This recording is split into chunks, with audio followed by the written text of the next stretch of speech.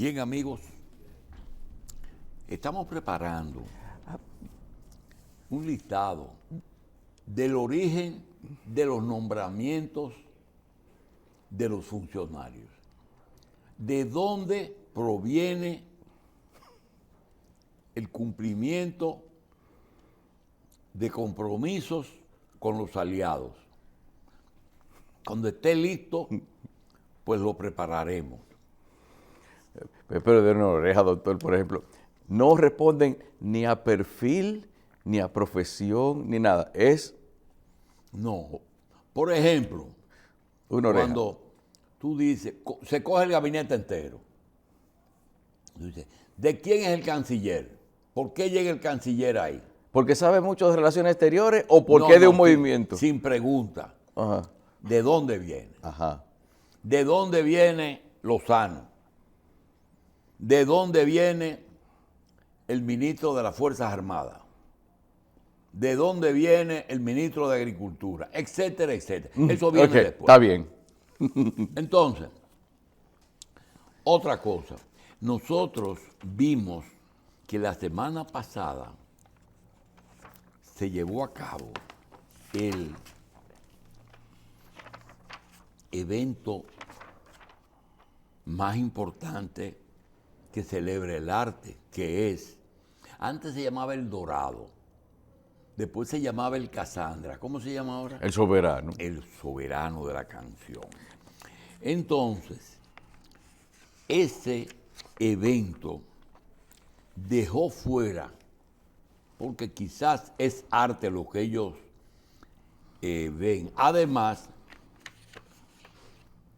hay algunas cosas que tienen que ver con litigios que hay. Por ejemplo, algo que tenga que ver con cerveza Presidente, el presidente no le va a dar un premio a los foques. No puede, porque tienen un pleitecito por la cerveza. Entonces, nosotros hemos hecho un soberanito aquí. Y te lo voy a leer. Déjame ver dónde está el soberano de la revista. ¿Verdad? Oh, es como un ranking de premiaciones. Exacto, Tiene usted ahí. nosotros tenemos.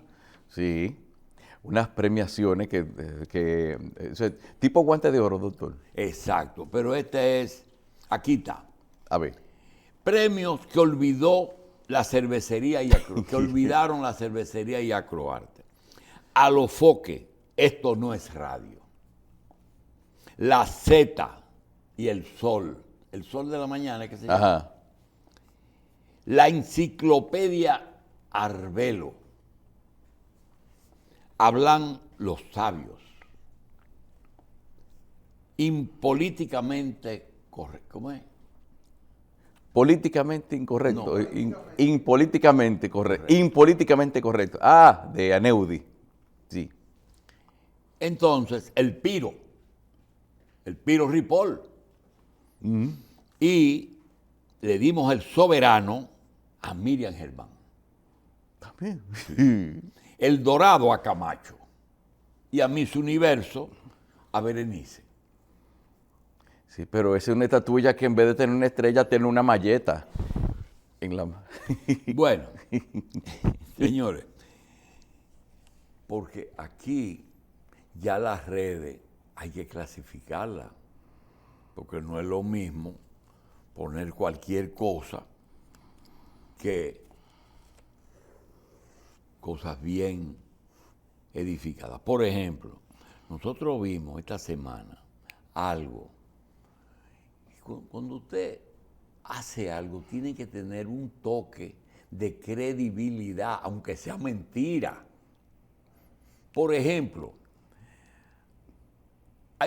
creo que ya tienen medios fuera de las redes. Dicen, el hijo de Nene Ureña y Mimilo hicieron una fiesta en un yate para celebrar que ellos habían denunciado a un grupo en delación premiada Sí. y que esas personas estaban presos. Pero si usted lee la prensa, se da cuenta que es imposible que personas acusadas y que de nuevo son acusadas y de nuevo le ponen nuevas acusaciones, estén reuniéndose, que no tienen nada de malo porque están en libertad condicional, Sí. pero celebrando. El que habla mentira tiene que tener un poco de cuidado, porque pueden ser unas personas que hayan trabajado en una organización tan compleja como la que dice la Procuraduría, van a ser tan torpes de ir a hacer un fiestón en un yate. No. Y yo creo que aquí hay cosas que se debieron hacer y que no se hacen. Por ejemplo, ustedes recuerdan que cuando Baninter se acusó a Luis Álvarez Renta de ser el arquitecto de la trama. Y ahora están poniendo a Crisóstomo como el arquitecto, el que enlazaba el deudor con el acreedor. Entonces, eso no es producto de una persona, esa es una organización.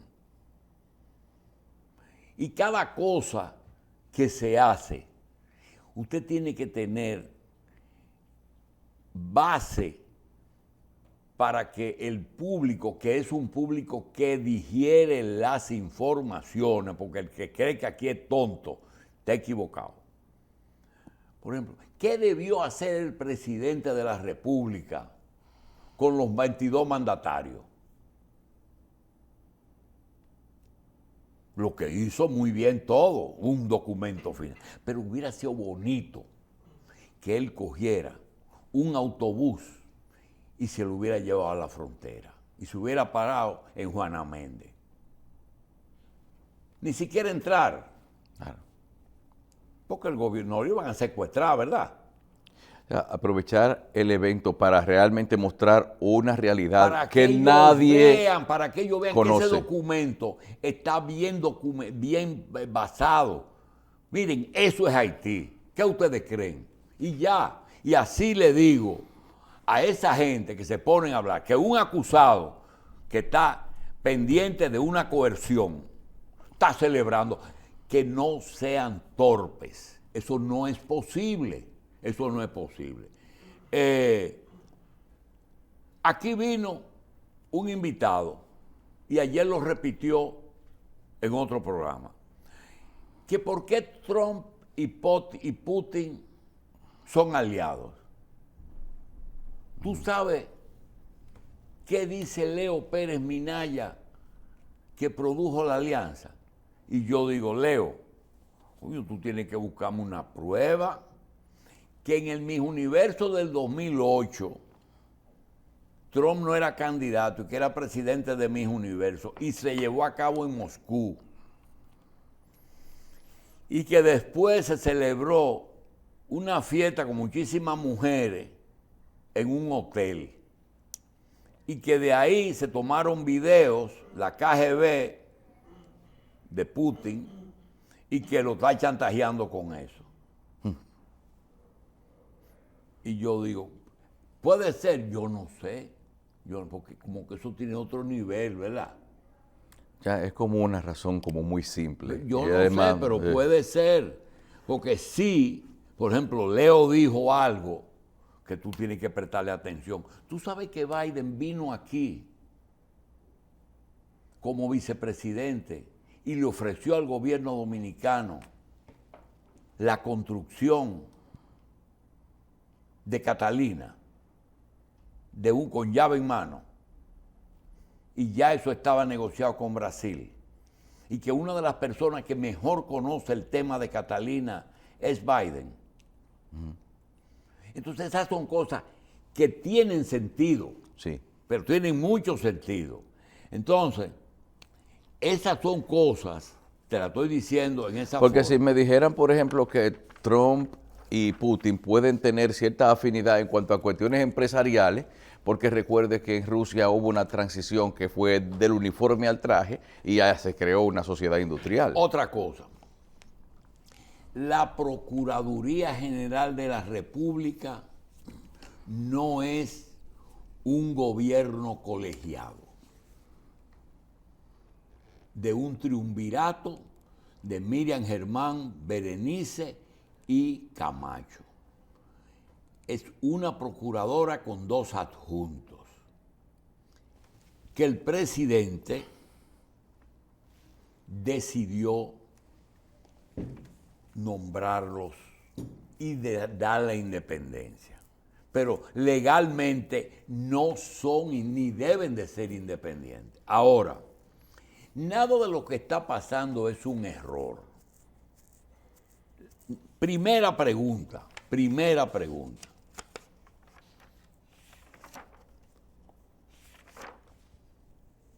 Miriam Germán, ¿de dónde viene? ¿Por qué es la procuradora? ¿Cuál fue la razón por la que la designaron procuradora? Cuando Miriam le escribió una carta a Balaguer, ella era poseedora de un pensamiento crítico o una conciencia crítica, y le contestó al presidente Balaguer. Pero ahora ella ha dejado esa posición y pasó a otro estado superior. Miriam ahora hace las cosas con un pensamiento y una conciencia histórica. ¿Y qué se va a hacer después de ella salir o póstumo? Hay que tener cuidado, porque cuando una persona llega a ese estadio, que si quiere que me quiten, pero esta es mi posición. Esa situación es lo que marca la diferencia entre Miriam, Berenice y Camacho, que tampoco es un gobierno colegiado, ¿verdad? Porque aquí ese proceso que se está llevando a cabo, eso no es improvisado. Nada de eso es improvisado. Eso está diseñado desde mucho antes. Buscar esa persona, seleccionar a esa persona, seleccionar sus colaboradores. No hay nada que se improvisó. Todo estaba calculado. Por eso fue que el presidente de la República vio lo que venía y dice, vamos a hacer una cosa. Yo voy a hacer lo que ustedes dicen, pero vamos a declarar el Ministerio Público independiente. ¿Por qué? Porque ahí se estaban trabajando con diferentes intereses. Ese proceso es político y está lleno de conflictos de intereses.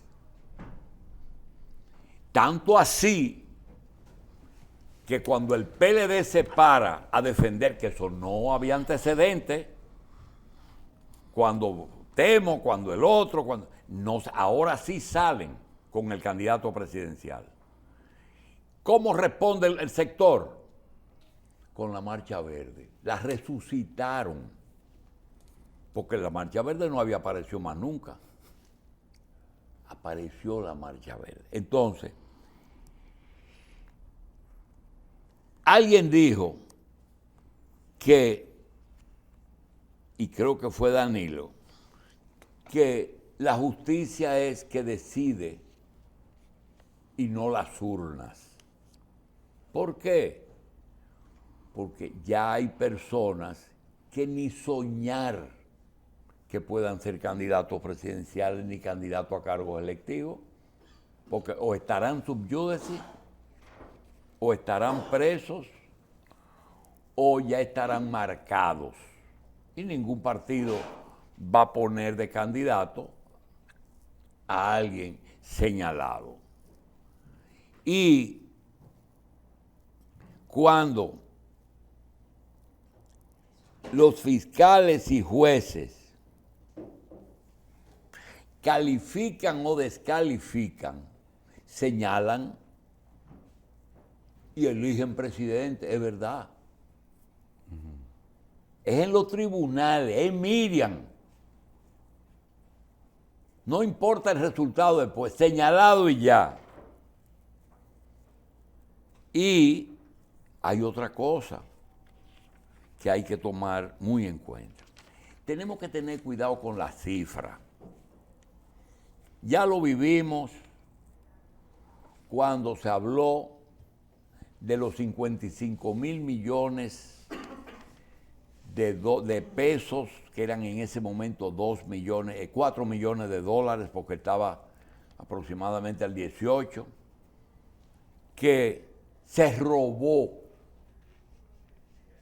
el dueño del banco. No fue así, pero se quedó así. Tanto es así que tú ni sabes dónde está él, porque decidió desaparecer de todas partes.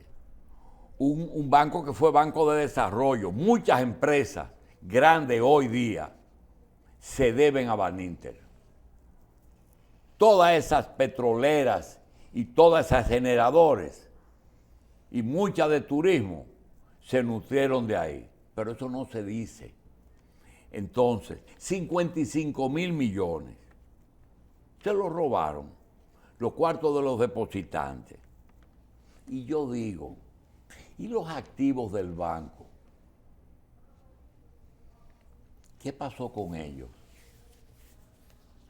¿De dónde están? ¿Quién los auditó? Cuando los vendieron, que todavía hay, o cuando el Estado tomó alguna propiedad de esa, porque hay varias propiedades millonarias que el Estado está usando. ¿Las vendieron y le pagaron a los usuarios? ¿Quién los tiene? ¿Dónde están? Porque los datos que hay es que no se auditó porque los bienes y los activos de ese banco y de todos los bancos sobrepasaron las sumas que dicen que se desfalcaron. ¿Cuál fue el delito? El delito fue utilizar fondos de depositantes en áreas que la banca no estaba autorizado a usar. Por ejemplo, el Baninter tenía 6 o 7 canales de televisión y 54 emisoras de radio. Pero esas no salieron del aire. ¿Quién las tiene? ¿Cuánto pagaron por ellas? La única emisora de televisión que está todavía en poder del Banco Central es el Canal 27. Después todas pasaron al sector privado. Aquí hay una emisora que no se sabe de quién es, que es el Canal 7. Del fantasma. Ajá. Cuéntame otra. Entonces, esa situación se está repitiendo ahora. El gobierno quiere demanda por 2 cifras.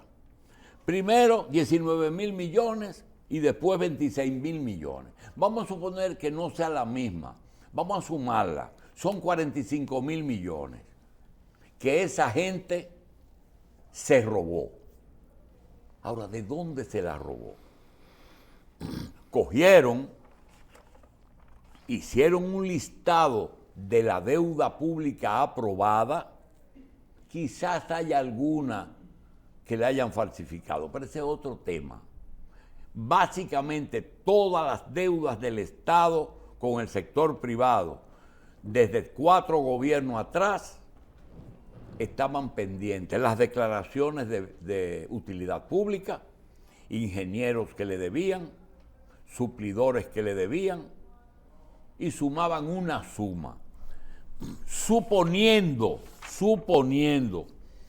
que 45,000 millones es lo que el Estado cuantificó que esas personas tienen y que cobraron el 50% de comisión para cobrarlo.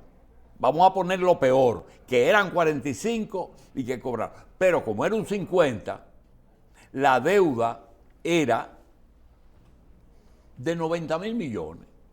El Estado debía a personas 90,000 millones. A un ingeniero que realmente nunca le pagaron, a una persona que le declararon de utilidad pública su propiedad y nunca le pagaron, a un suplidor de educación que nunca le pagaron, etcétera, del gobierno de Danilo, del gobierno de Leonel, del gobierno de Hipólito. De Hipólito tiene la suerte que como no hizo muchas obras, no se debía mucho de ello. Y del de Balaguer. Había deuda de 30 y 40 años. Ahora mismo llegó allá afuera, un señor de Guadalupe diciendo que si él podía hacer una denuncia, porque él recogía la basura del primer gobierno de Santo Domingo Este. ¿Domingo qué se llamaba el alcalde? Domingo Batista. Y que le deben 233 millones de pesos a una empresa recogedora de basura. El primer alcalde de cuando dividieron la capital. Señores, eso hay que hacer ver que quien aceptó eso era el deudor, era dinero que el Estado le debía a esa gente y que esa gente aceptó por desesperación un grupo que se convirtió en una asociación de buscones de deudas. ¿Cuál es el delito? Que el 50, el 40 o el 30 los repartían por donde quiera que eso pasaba. Pero el pago era obligatorio. Hacienda, Contralor, presupuesto, toda esa gente que mencionan ahí.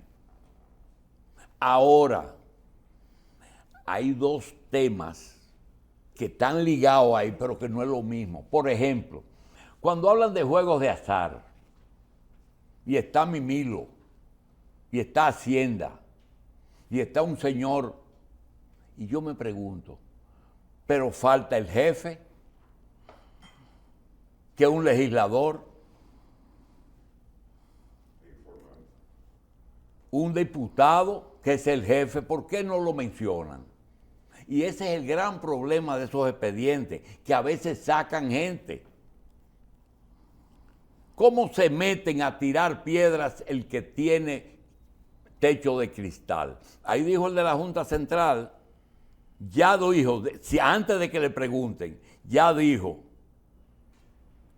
que el uso de fondos irregulares lo que tiene una multa. Y yo vuelvo y me pregunto, los 6,000 millones que le llevó Mimilo a Gonzalo, que no dudo que sea cierto, ¿de dónde lo buscó? ¿De las deudas que cobró o del juego? ¿De dónde la buscó? ¿En qué lo cargó? en un camión de seguridad del Banco de Reserva. Señores, hay que tener cuidado con las cifras, porque cuando se habla de tantos millones, da la sensación de que Danilo Medina se robó todo ese dinero. Y todavía faltan 2 expedientes, faltan las visitas sorpresa. Faltan las visitas sorpresa. Y falta también otra cosa. En los planes sociales, yo me pregunto, ¿usted se entera de que en 250 días de clase, Educación pagó el desayuno, el almuerzo y la merienda durante esos 250 días? Sí, lo pagó o lo debe. Pero si tú llamas a un niño de cualquier escuela y le preguntas, mijo, este año, ¿cuántas veces te dejaron de entregar el desayuno? ¿Quién controla eso? ¿Quién lo controla? Y por eso es que cuando eso vaya a los tribunales, usted va a ver que los que van a salir mal parados van a ser los jueces. Pues, pero soltaron a todo el mundo, porque tiene que ir acompañado de la prueba. Tienen que ir usted no puede alargar millones y millones y cifras. No. Ese acusado, ¿cuánto se robó? ¿Y de dónde vino? Porque yo le voy a decir una cosa, miren, nosotros no somos locos. Ahí hay personas, hay específicamente 3 personas en esos expedientes, que donde quiera que lo mencionen, ya hay sospecha de culpabilidad. En todo lo que se han metido en su vida hace lío, porque ellos se huelen los sitios y van. Entonces, quería decir que esa cadena de funcionarios, buscones, ministros, técnicos y hasta Palacio lo meten ahí, porque por algo está Peralta. Que también quiero decir que las cosas no ocurren por generación espontánea. Ese problema de educación se debió a competencia y lucha de intereses. La acusación primera de Peralta, la de Faña, lucha de intereses. Hay un suplidor e importador de ajo que también tuvo problemas. Entonces, esta paella marinara o este salpicón de mariscos que se han inventado, yo creo que tienen que tener mucho cuidado, porque puede terminar en una intoxicación por mariscos. Hay también algo que lo vivimos en la invasión que llevó a cabo Estados Unidos a Irak. Ocurrió también en el pasado, cuando Francia, Napoleón se metió en África, y ha ocurrido en algunas épocas de guerra. Reclutan un joven en una ciudad norteamericana o francesa y le dicen, usted va para la guerra, y lo mandan al frente con el sueldo de un soldado. Cuando llegan a Bagdad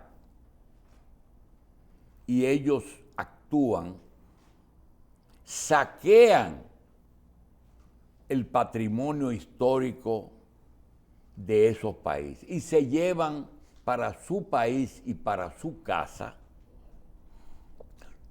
lo que se llama el botín de guerra. Y no hay nadie procesado por eso. Nadie está procesado por eso. Algunos países han devuelto algún patrimonio. Algunos. Pero los museos de Inglaterra y de Francia están llenos de botines de guerra.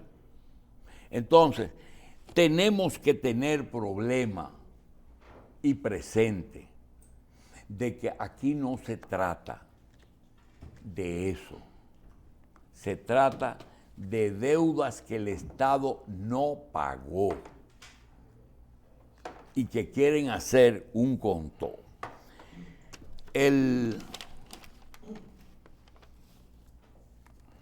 Los temas son muchos y los intereses son muchos. A veces, mire, Baninter se llevó a cabo porque puso unos intereses de tarjeta a 2.96. El Popular fue que movilizó la acción contra ese banco. No tengo ningún problema en decirlo. Ya se murió el que lo hizo. También se hizo para ocultar un déficit que había. Hay también competencia por rencilla, como el caso de Peralta y el otro que negocia lo mismo. Los generadores, todos los generadores están en Catalina, en los temas de Asua, y ese tema que se mencionó de Peralta Quirino, eso tiene que ver con fondos electorales, que yo no sé por qué el presidente Fernández, que logró salir ileso de todo esto, ¿para qué mencionó eso? Entonces, esa lucha de intereses pesa más que la lucha contra la corrupción.